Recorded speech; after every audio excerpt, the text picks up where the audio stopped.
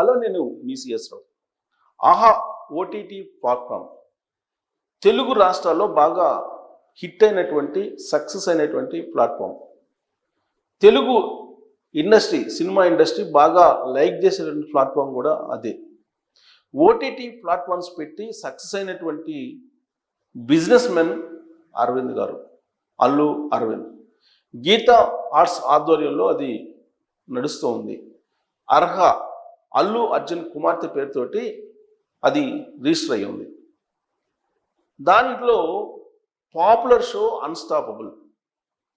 ఈ unstoppable host ఎవరు అంటే బాలకృష్ణ గారు. ఆయన ఎప్పుడైతే అన్స్టాపబుల్ హోస్ట్గా ఆ తెర మీద, ఆ ప్లాట్ఫామ్ మీద కనిపించారో అది పాపులర్ అయిపోయింది, ఆహా ప్లాట్ఫామ్. దాంతో ఆ షోకి బాగా క్రేజ్ పెరిగింది. దానివైపు బిజినెస్ మెన్స్, అడ్వర్టైజర్స్ చూశారు. ఆ అడ్వర్టైజర్స్లో ఇప్పుడు ఉండేటువంటి ప్రస్తుత సమస్యల్లో ఆహా ప్లాట్ఫామ్ వైపు బెట్టింగ్ యాప్స్ నిర్వాహకులు చూశారు. వాళ్ళ యాప్స్ని ప్రమోట్ చేసుకునేందుకు ఆహా ప్లాట్ఫామ్ని ఉపయోగించుకోవాలని చెప్పి ప్రయత్నం చేసి చాలా వరకు సక్సెస్ అయ్యారు. అలాంటి వాటిల్లో చాలా ఉన్నాయి. రమ్మీ ఉన్నాయి, అలాగే A23 ఉన్నాయి, ఇక రకరకాల యాప్ 88 అనేది ఒకటి ఉంది. దాన్ని ప్రమోట్ చేశారు బాలకృష్ణ అనేది ఇప్పుడు ఒక చర్చ జరుగుతుంది. ఎందుకంటే ఈ బెట్టింగ్ యాప్స్ మీద అనేక మంది మీద కేసులు పెట్టారు రీసెంట్గా. సైబర్ క్రైమ్ పోలీసులు ఇప్పటి వరకు దాదాపుగా 800 కేసులు పెట్టారు సుమారుగా. యాక్చువల్గా తెలంగాణ ప్రభుత్వం ఈ బెట్టింగ్ యాప్స్ని నిషేధిస్తూ నిర్ణయం తీసుకుంది 2017లో. అప్పటి నుంచి కూడా సైబర్ క్రైమ్ పోలీసులు వీటిని వాచ్ చేస్తూ ఉన్నారు. ఎవరైతే ఈ బెట్టింగ్ యాప్స్ నిర్వహిస్తున్నారో వాళ్ళ మీద చర్యలు తీసుకుంటూ ఉన్నారు.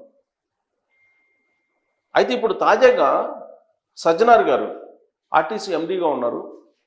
ఆయన senior IPS, dynamic IPS officer. సమాజంలో ఉండేటువంటి రుగ్మతల మీద పోరాడేటువంటి ఆఫీసర్లలో ఆయన ఎప్పుడు ముందు ఉంటారు.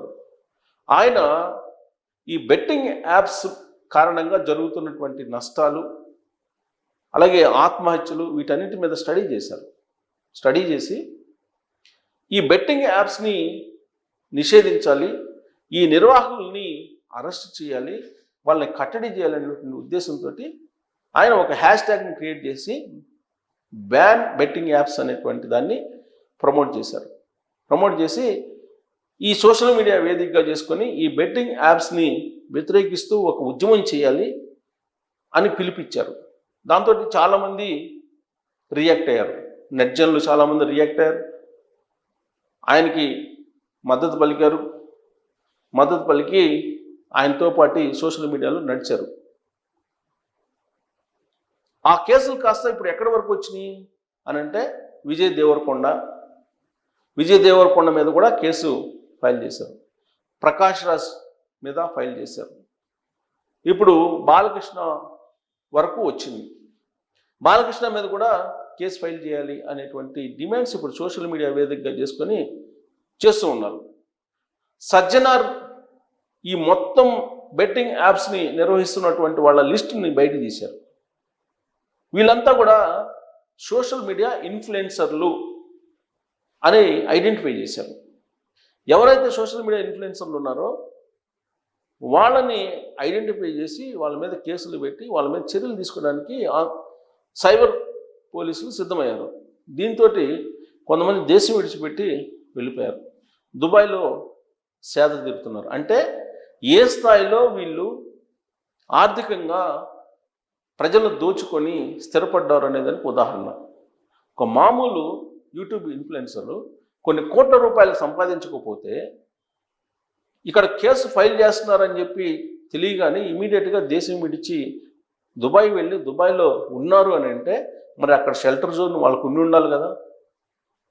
ఇక్కడి నుంచి అక్కడికి వెళ్ళటానికి ఫ్లైట్ టికెట్స్ ఏంటి, అక్కడ రిసీవర్స్ ఎవరు, వీళ్ళందరూ ఒక ఒక టీం లాగా ఉంది అని చెప్పి మనం అనుకోవటానికి అవకాశం ఉంది కదా. అంటే బెట్టింగ్ యాప్స్ ప్రమోషన్ చేయడానికి ఇన్ఫ్లుయెన్సర్స్ ఉపయోగపడుతున్నారు. నిర్వాహకులు ఎవరో ఉన్నారు, దావుద్ ఇబ్రహీం లాంటి అండర్ వరల్డ్ డాన్స్ ఎవరో ఉన్నారు. దుబాయ్ కేంద్రంగా చేసుకొని ఈ బెట్టింగ్ యాప్స్ వ్యవహారం నడుస్తుంది. దాన్ని ఐడెంటిఫై చేసినటువంటి సైబర్ పోలీసులు వరుసగా కేసులు పెడుతున్న సందర్భంగా నెల్లూరు సంబంధించినటువంటి శ్రీరాంబాబు అనేటువంటి అతను ఒక కంప్లైంట్ చేశారు. ఈ బెట్టింగ్ యాప్ కారణంగా బాలకృష్ణ గారు ఆహా వేదిక నుంచి ప్రమోట్ చేసినట్టు దాని కారణంగా తాను 80 లక్షలు నష్టపోయానని చెప్పి ఒక కంప్లైంట్ చేశారు. కాబట్టి బాలకృష్ణ గారి మీద కేసు ఫైల్ చేయాలి అని చెప్పి, దీంతో అసలు ఈ బెట్టింగ్ యాప్ నిర్వాహకులు లేదంటే వాటిని ప్రమోట్ చేసినటువంటి వాళ్ళ మీద ఎలాంటి చర్యలు తీసుకోవాలి, అసలు ఇది చట్టబద్ధమేనా కాదా అనేటువంటి ఒక చర్చ ఇప్పుడు జరుగుతోంది. పోలీసులు అయితే సైబర్ యాక్ట్ కింద 10 మీద కేసులు అయితే బుక్ చేశారు. ఇప్పుడు ఈ మొత్తం వ్యవహారం తిరిగి ఆహా ప్లాట్ 1 దగ్గరికి వచ్చింది. దీంతో పుష్ప సినిమా గుర్తొస్తుంది జనాలకి. కారణం ఏంటి? పుష్ప రిలీజ్ సందర్భంగా అల్లు అర్జున్ చేసినటువంటి ప్రదర్శన క్రాస్ రోడ్స్లో ఒక బాలుడి ప్రాణం తీసేలాగా చేసింది. చావు బతుకుల మధ్య ఇప్పటికీ ఉన్నారు, చికిత్స పొందుతూ ఉన్నారు. రేవతి అనేటువంటి ఒక మహిళ ఆల్రెడీ చనిపోయింది. దాని మీద అటు తెలంగాణ ప్రభుత్వానికి ఇటు అల్లు ఫ్యామిలీకి ప్రత్యేకించి అల్లు అర్జున్కి మధ్య ఒక వార్ లాగా నడిచింది. చివరికి అసెంబ్లీలో చర్చించే స్థాయికి వెళ్ళిపోయింది. ఆయన ఏమన్నా పాకిస్తాన్ భారత్ సరిహద్దుల్లో పోరాడేటువంటి జవానా అని చెప్పి అల్లు అర్జున్ని ప్రశ్నించే స్థాయికి రేవంత్ రెడ్డి గారు వెళ్ళారు. సీన్ కట్ చేస్తే అల్లు అర్జున్ని తీసుకెళ్ళి జైల్లో పెట్టారు. జైల్లో పెడితే జైల్లో ఒక నైట్ గడిపి జైలు నుంచి బయటకు వచ్చారు. బయటికి వచ్చిన తర్వాత కూడా అటు ప్రభుత్వానికి ఇటు సినిమా ఇండస్ట్రీ అని చెప్పి అనలేం, కానీ అటు ప్రభుత్వానికి ఇటు అల్లు అర్జున్ ఫ్యామిలీకి మధ్య కొంత గ్యాప్ అయితే ఉంది అని చెప్పి బాగా ఫోకస్ అవుతుంది. ఆ గ్యాప్ మరి పూడిందా అంటే పోడలేదు. ఆ తర్వాత రేవంత్ రెడ్డి గారిని కలవడానికి సినిమా పెద్దలు వెళ్ళారు. వాళ్ళల్లో అల్లు అరవింద్ గారు కూడా ఉన్నారు. కానీ సినిమాకి సంబంధించిన బెనిఫిట్ షోలకు కానీ లేదా సినిమా టికెట్లు పెంచుకునేదానికి కానీ మాట్లాడుకోవడానికి మాత్రం వెళ్ళారు అని చెప్పి అప్పట్లో వినిపించినటువంటి మాట. మరి అల్లు ఫ్యామిలీకి రేవంత్ రెడ్డి గారికి మధ్య మరి గ్యాప్ పోడలేదా? లేదంటే ఇప్పుడు వచ్చినటువంటి ఈ బెట్టింగ్ యాప్ల వ్యవహారం ఆహార రూపంలో ఇప్పుడు మళ్ళీ తెర మీదకి వచ్చింది కాబట్టి మరింత గ్యాప్ పెంచేటువంటి అవకాశం ఉందా అనేటువంటి చర్చ టాలీవుడ్లో మళ్ళీ బయలుదేరింది. ఇప్పుడు ఆహా ప్లాట్ఫామ్ ఓటీటీ ప్లాట్ఫామ్ అది. కాకపోతే అక్కడ హోస్ట్గా బాలకృష్ణ ఉన్నారు. మరి రేవంత్ రెడ్డి గారు బాలకృష్ణ గారి పట్ల కొంత సానుభూతిగా ఉంటారు, వాళ్ళకు ఉన్నటువంటి పూర్వ పరిచయాల దృష్ట్యా. లేదు చట్టం తన పని తాను చేసుకుపోతుంది అని అనుకుంటే మరి ఇప్పుడు ఆహా ప్లాట్ఫామ్ మీద కేసులు పెట్టిన అవకాశం ఉందా? సైబర్ క్రైమ్ కింద కేసు నమోదు చేసి మరి ఎవరి మీద చర్యలు తీసుకోవాలంటే గీతా ఆర్ట్స్ మీద తీసుకోవాలి. ఎందుకంటే గీతా ఆర్ట్స్ నిర్వహిస్తున్నటువంటి ఆ ప్లాట్ఫామ్ మీద ఓన్లీ బాలకృష్ణ గారు ఒక హోస్ట్ అంతే. దానికి సంబంధించిన అడ్వర్టైజ్మెంట్స్ కలెక్షను, అడ్వర్టైజ్మెంట్లు ప్రదర్శించడం ఇవన్నీ కూడా నిర్వాహకులు చేసే పని. అయితే ఇక్కడ బాలకృష్ణ గారి చేత హోస్ట్ హోదాలో ఆయన చేత ఈ ప్రమోట్ చేయించారు ఈ యాప్స్ని. అక్కడ మరి చట్టాన్ని ఏ విధంగా వర్తింపజేస్తారు అనేది ఒక పెద్ద ప్రశ్న, పెద్ద సవాల్. ఎందుకంటే హోస్ట్ హోదాలో ప్రమోట్ చేసినటువంటి బాలకృష్ణ గారు కనిపిస్తున్నారు స్క్రీన్ మీద, కానీ తెర వెనుక దాన్ని ప్రమోట్ చేయమని చెప్పి ఒక హోస్ట్గా గైడెన్స్ ఇచ్చినటువంటి వాళ్ళు తెర వెనుక ఉన్నారు, బ్యాక్ ఎండ్ టీమ్ అన్నది. ఆ బ్యాక్ ఎండ్ టీం ఎవరంటే గీతా ఆర్ట్స్ ఎవరిదంటే అల్లు అరవింద్ గారు. మరి ఈ కోణం నుంచి ఆలోచించి రేవంత్ రెడ్డి గారు మరోసారి అల్లు ఫ్యామిలీకి సంబంధించి చర్యలు తీసుకున్నటువంటి అవకాశం ఉందా, అల్లు ఫ్యామిలీ ఈ కేసులో ఇరుక్కున్నటువంటి అవకాశం ఉందా అనేటువంటి ఒక చర్చ అయితే జరుగుతూ ఉంది. మరి రేవంత్ రెడ్డి గారు అయితే ప్రస్తుతం బిజీగా ఉన్నారు వేరే రాజకీయాల్లో. మరి ఇటువైపు చూస్తున్నారని అంటే ప్రస్తుతం అయితే బెట్టింగ్ యాప్స్ వ్యవహారం అయితే రాష్ట్ర వ్యాప్తంగా సంచలనంగా మారింది, చర్చనీయాంశంగా మారింది. సజ్జనార్ గారు ఏ రోజైతే దాన్ని ఇనిషియేటివ్గా తీసుకున్నారో ఆ రోజు నుంచి చర్చ మొదలైంది. ఇప్పుడు రాష్ట్ర వ్యాప్త చర్చగా మారింది. అలాగే ఇది దేశవ్యాప్త చర్చగా కూడా మారుతూ ఉంది. ఎవరో ఒకరిని సెలబ్రిటీస్ని అరెస్ట్ చేస్తే ఖచ్చితంగా ఇది దేశవ్యాప్త చర్చ అయ్యేటువంటి అవకాశం లేకపోలేదు, పుష్ప సినిమాల మాదిరిగా.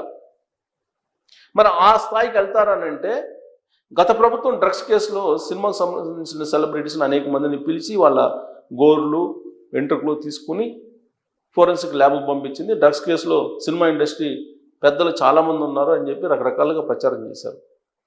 సీన్ కట్ చేస్తే ఆ కేసు ఏమైందో కూడా తెలియదు. హైకోర్టు హెచ్చరించినా కానీ అప్పట్లో ఉన్నటువంటి కేసీఆర్ గారి ప్రభుత్వం ఆ ఫైల్స్ కాలిపోయాయని చెప్పింది.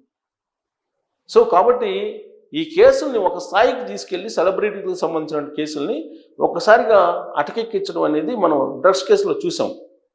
మరి ఇప్పుడు బెట్టింగ్ యాప్స్ వ్యవహారంలో కూడా ఇప్పుడు యూట్యూబ్ ఇన్ఫ్లుయెన్సర్స్ ఎవరైతే ఉన్నారో వాళ్ళు అరెస్ట్ అయినా కానీ పెద్ద ఎఫెక్ట్ ఉండదు. కానీ విజయ్ దేవరకొండ, ప్రకాష్ రాజ్ లాంటి వాళ్ళు లేదా బాలకృష్ణ లాంటి వాళ్ళ మీద కేసులు పెడితే మాత్రం ఇది ఒక చర్చనీయాంశం అయ్యేటువంటి అవకాశం ఉంది. ఒకవేళ అదే జరిగితే కనుక అల్లు అరవింద్ ఫ్యామిలీ మరోసారి మళ్ళీ తెర మీదకు రాబోతుంది ఈ బెట్టింగ్ యాప్స్ ప్రమోషన్ రూపంలో. ఎందుకంటే ఆహా ప్లాట్ఫామ్ మీద బెట్టింగ్ యాప్స్ని ప్రమోట్ చేస్తున్నారు కాబట్టి. ఇదంతా కూడా ఇప్పుడున్నటువంటి గవర్నమెంట్ మీద ఆధారపడి ఉంటుంది. వాస్తవంగా బ్యాన్ చేశారు బెట్టింగ్ యాప్స్ని. గవర్నమెంట్ పరంగా చూస్తే బ్యాన్ చేసినటువంటి యాప్స్ని ప్రమోట్ చేయటం అనేది ఖచ్చితంగా చట్టవిరుద్ధమే అని చెప్పి మనం అనుకోవాలి, భావించాలి. మరి చట్టవిరుద్ధమైనటువంటి కార్యక్రమాలు చేస్తే మరి చట్ట ప్రకారం అయితే చర్యలు తీసుకోవాలని చెప్పి ఎవరైనా అనుకుంటారు. కానీ దానికి అనుగుణమైనటువంటి చట్టాలు ఏమున్నాయి, దాన్ని ఎంతవరకు బాధ్యతలు చేయొచ్చు అనేది కూడా ఆలోచిస్తున్నారు. ఇప్పుడు న్యాయ నిపుణులు, అట్లాగే పోలీస్ ఎక్స్పర్ట్స్, ప్రభుత్వంలోని పెద్దలు అందరూ కూడా దీని మీద చర్చ జరుగుతుంది వాళ్ళ మధ్య. కారణం ఏంటంటే ఇప్పుడు ఇదేదో ఒక తెలంగాణ రాష్ట్రానికి సంబంధించిన అంశం కాదు, దేశవ్యాప్తమైనటువంటి సమస్య. జనరల్గా సుప్రీంకోర్టు ఇచ్చినటువంటి తీర్పు ప్రకారం ఒక ప్రోడక్ట్ని ప్రమోట్ చేసేటువంటి సెలబ్రిటీ ఆ ప్రోడక్ట్ యొక్క నాణ్యత ఎంత అనేది కూడా పరిశీలించాలి. ఎంఓఐ రాసుకున్నప్పుడే ఆ ప్రోడక్ట్లో ఉండేటువంటి నాణ్యతను పరిశీలించిన తర్వాతనే సాటిస్ఫై అయితేనే ప్రమోట్ చేయాలి. లేదంటే ప్రోడక్ట్ ప్రమోట్ చేసినటువంటి సెలబ్రిటీ కూడా రెస్పాన్సిబిలిటీ తీసుకోవాలనేది సుప్రీంకోర్టు ఇచ్చినటువంటి తీర్పు. అయితే ఇక్కడ లోన్ యాప్స్కి వచ్చేటప్పటికి డిఫరెంట్. అనేక మంది ఆత్మహత్యలు చేసుకున్నారు, దాదాపు 1000 మంది వరకు ఆత్మహత్య చేసుకున్నారని చెప్పి పోలీసులు గుర్తిస్తూ ఉన్నారు ఆన్ రికార్డ్. మరి ఇంతమంది ఆత్మహత్యలు చేసుకుంటే ఈ బెట్టింగ్ యాప్ల కారణంగా వీటిని బ్యాన్ చేయాలని ప్రభుత్వం నిర్ణయం తీసుకున్న తర్వాత కూడా వాటిని ప్రమోట్ చేస్తూ కోట్లాది రూపాయలు సంపాదిస్తున్నటువంటి వాళ్ళని మరి ఏం చేయాలి? దీని మీద మీ అభిప్రాయం తెలియజేయచ్చు. Thank you.